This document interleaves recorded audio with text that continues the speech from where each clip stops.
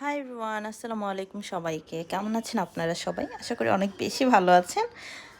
তো বলেন, গ্রামে গিয়ে কারা কারা ঈদ করলেন? আর হচ্ছে গ্রামে আম গাছ থেকে যখন বাতাসে টুপটুপ করে আমগুলো পড়ে, সেগুলো দেখতে কিন্তু ভীষণ সুন্দর লাগে। আর হচ্ছে যখন সেগুলো কুড়িয়ে এনে আমরা ডালে দেই বা হচ্ছে আম ভর্তা খাই, সেগুলো কিন্তু দারুণ মজা লাগে খেতে, তাই না?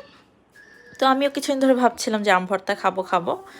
তো সেরকমটা হয়ে উঠছিল না আজকে। আর এই ২-৩ দিন যাবত তো সেই রকম গরম পড়েছে, তাই না? অনেক বেশি গরম পড়েছে। আর গতকাল তো হালকা পাতলা বৃষ্টিও হয়েছিল। তাই ভাবলাম যে আজকে একটু গরমের মধ্যে মজা করে একটু আম ভর্তা বানিয়ে ফেলি।